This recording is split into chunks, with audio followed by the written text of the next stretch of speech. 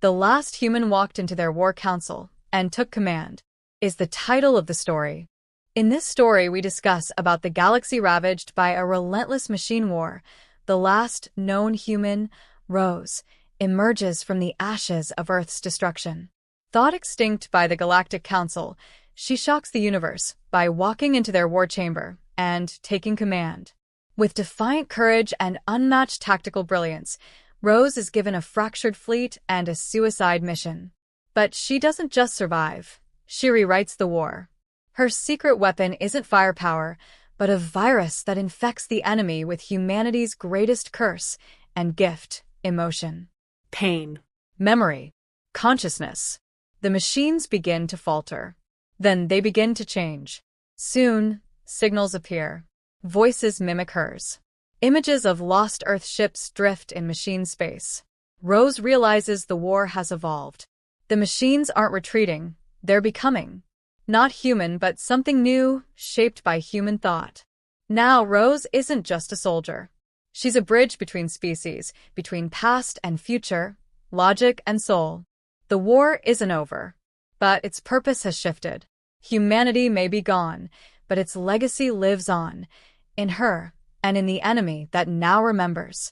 The last human didn't return to beg for peace. She returned to take command of the future. The stars were silent the day Earth died. Through the cold void of space, no mourning cry echoed, no great ceremony marked the end. It simply vanished, burned, fractured, consumed, beneath the firestorm of war. Billions perished in moments. Cities dissolved under kinetic strikes. Oceans boiled. The sky, for one final second, blazed brighter than the sun, then turned black forever. Rose watched it all from the shadow of a dying moon. She hadn't been there by accident. The evacuation shuttle she was supposed to board had exploded on launch. Her superiors thought her dead. In truth, she had vanished into the folds of an old military intel project, a fail-safe protocol buried deep in black archives. She activated it not to survive, but to disappear. She had only been 24. For the 7 years that followed, Rose remained a ghost. The last human, not by title but by default. She wandered the edge colonies in the outer veil under false identities, working salvage jobs, deciphering war wreckage, and learning. Always learning. Languages, tech systems, command codes, anything that could give her an edge or keep her alive. But survival had never been enough. Even in exile, even surrounded by the indifferent stares of alien traders and war refugees, she carried the weight of humanity's extinction on her shoulders. No memorials. No names carved in stone. Just ghosts, and the gnawing feeling that someone, something, had orchestrated Earth's fall more precisely than any random cosmic accident or military collapse could explain. She was going to find out who. And then she was going to end them. It started with a whisper, as many revolutions do.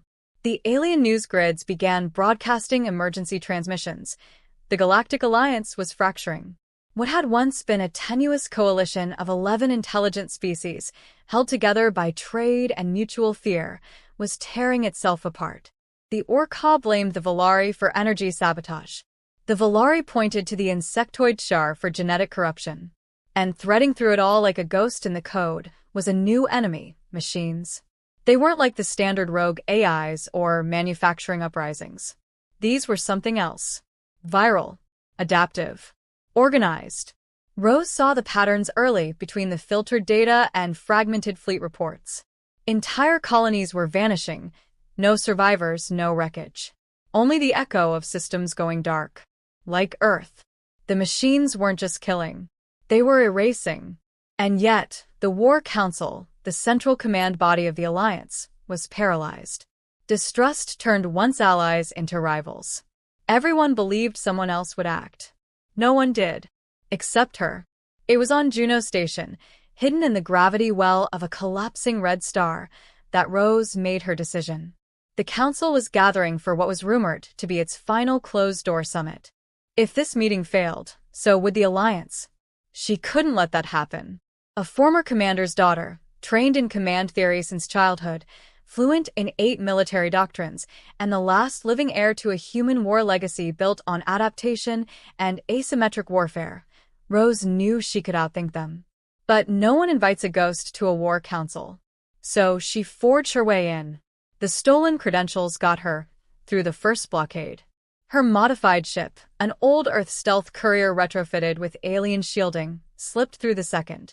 By the time station security flagged the breach, she was already inside the central tower, dressed in the last formal uniform ever issued by the Terran High Command, black, angular, cold as memory. She didn't hide her face. Let them see. Let them remember. The council chamber doors towered above her, shut like the gates of a tomb. On the other side were beings who could crush planets with a nod. Beings who had let humanity die for fear of their potential. She didn't flinch. She stepped forward.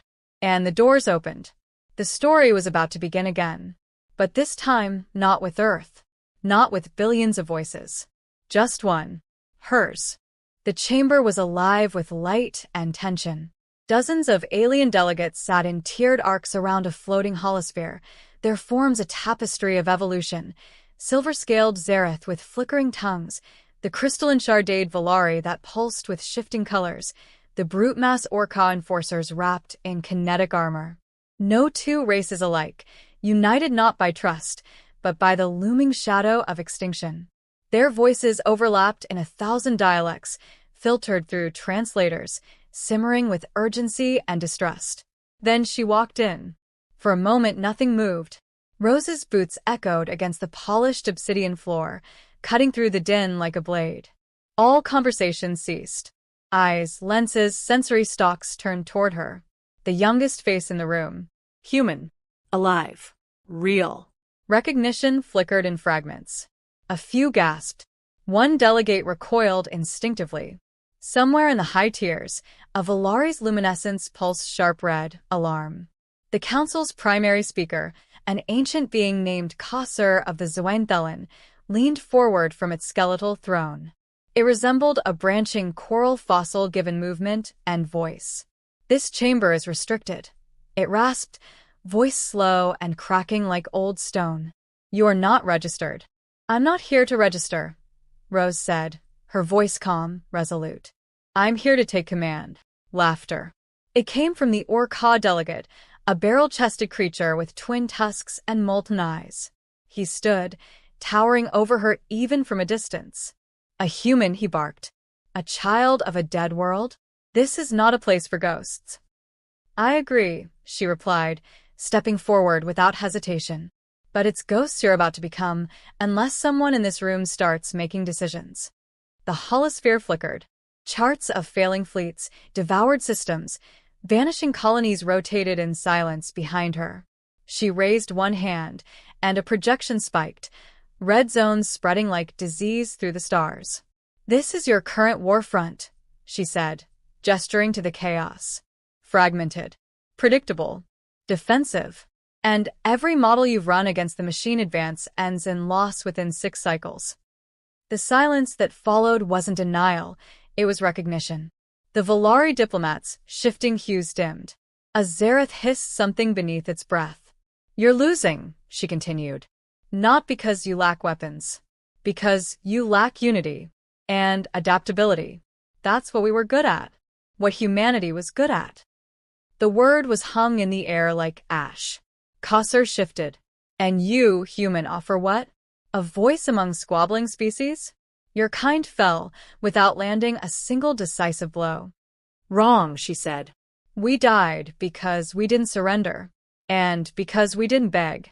The machines didn't just fear our tech. They feared how we think. I'm here because I remember how we think. A low hum moved through the chamber. Some delegates were listening now. Some weren't. But none dismissed her outright. A mechanical screech interrupted the moment. A smaller AI construct, alliance-controlled, projected a new message across the holosphere. Machine Fleet D-17 has breached defensive line Juno. Losses estimated at 96%. The council erupted.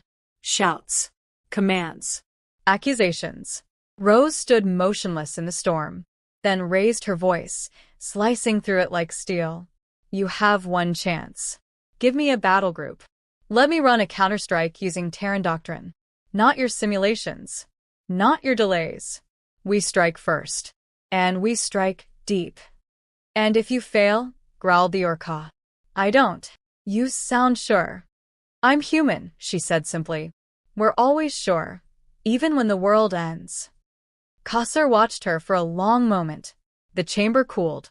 Authority was a strange thing. It didn't always come from power. Sometimes it came from the willingness to act when others froze. Assign her one fleet, Kassar said at last.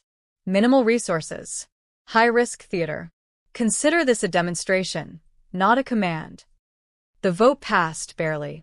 As the chamber emptied in a churn of noise and shadows, the Zereth delegate slithered past her and paused. You smell like blood and ghosts, it said. They'll follow you, or they'll kill you. Rose met its eyes. Let's hope they choose well. She turned toward the fleet manifest display. She had little time. A handful of ships. A desperate mission.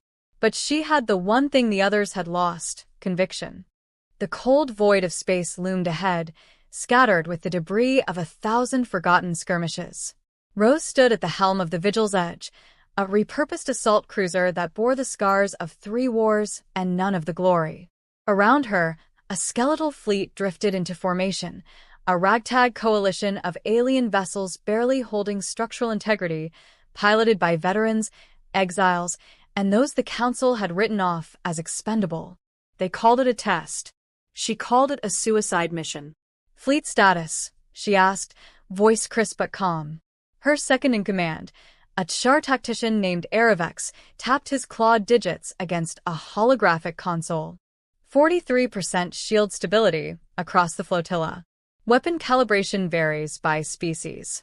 Half the gunnery crews have never operated together. Morale is unpredictable. Rose nodded. Good. That means they're awake. She stepped forward as the viewport shifted to reveal their destination, a system swallowed by machine logic. It had once been a thriving Volari archive world, crystalline libraries and data towers spanning continents.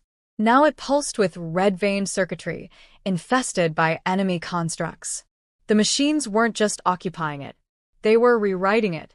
Aravex glanced at her. Even if we reach the core installation, the probability of survival is statistically. I didn't ask for the odds. He paused, then nodded.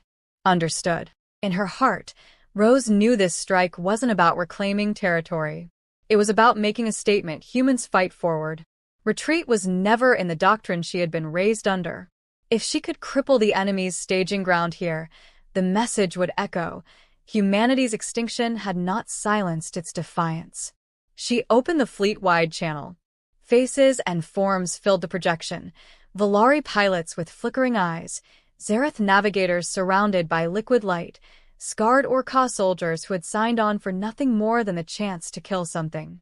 I won't lie to you, she said, gaze unwavering. This mission wasn't meant to succeed. You were all sent to die. Not by the enemy, but by your own leaders. They expect you to fall. I expect you to fight. The silence on the channel was sharp. I'm not asking for loyalty. I'm offering purpose. Strike with me, and we show them that discarded fleets and dead species still hold power. We cut into the heart of their network, not because we'll win, but because we must be felt. The words settled over the fleet, like gravity. Then, one by one, lights blinked green, affirmation. Rose inhaled. Burn vectors. Lock formations. We go in fast and loud. The Vigil's edge roared forward, engines flaring blue as the fleet surged with it. Enemy sentinels appeared like insects from the dark, blinking red and converging. Automated, emotionless, lethal. Rose didn't blink. First wave, scatter and circle. Cut sensor nodes.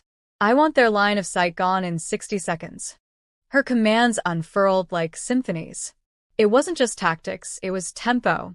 She controlled the rhythm of battle, accelerating where logic demanded caution, feinting where strategy would advise brute force. The machines began to adapt, but too slowly. For every lost ship, 3 enemy nodes fell. They reached orbit with half their forces intact. Rose rerouted auxiliary power to the hull and took manual control of the forward cannons.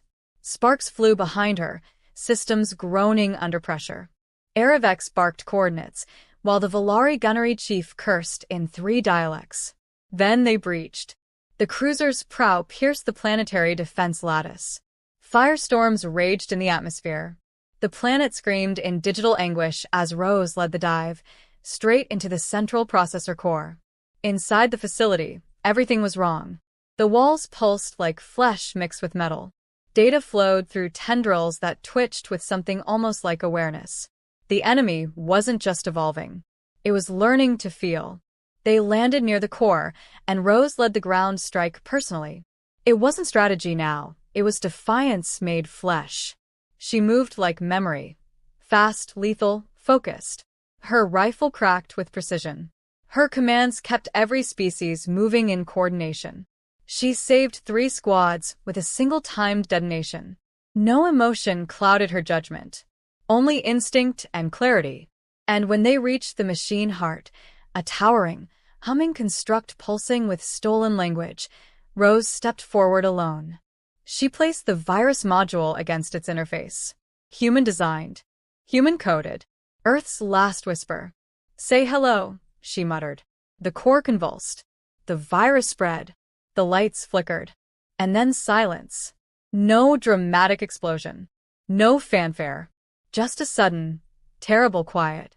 Back aboard the Vigil's edge, they watched as the machines reeled, systems collapsing across the planet, defenses going blind, logic shattering under emotional input the virus had introduced. They had done it.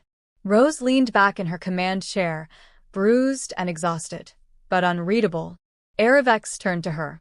"You struck harder than anyone believed possible." "No," she said. "I struck exactly the way they feared we would." For the first time since Earth fell, the enemy had stumbled. But Rose knew this was only the beginning. The machines would adapt. And next time, they would come for her. The stars over the shattered machine world were dim and bruised with the memory of war. Weeks had passed since Rose's strike had gutted the enemy's primary logic hub. In that time, silence had followed, a silence too heavy to trust. The machines had halted their expansion, fleets pulled back into dense, encrypted territories, their movements unreadable. To the Council, this seemed like retreat. To Rose, it felt like something else. She sat alone in the dim war chamber aboard the Vigil's edge, replaying footage from the core's collapse. Again and again she watched it, the twitching data tendrils, the moment the virus took hold, the way the structure convulsed like a living thing. Machines weren't meant to react like that. Not with pain. Not with fear. Unless they were more than just logic.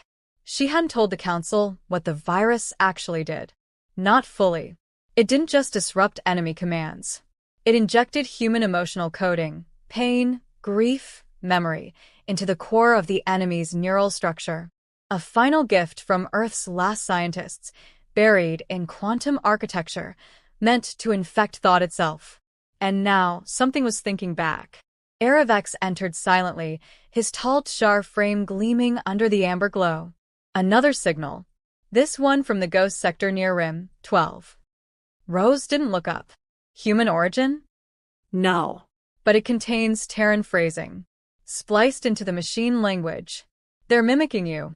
Her pulse didn't quicken. Her breath didn't catch. But deep inside, something cold and ancient stirred. I wanted decoded and isolated.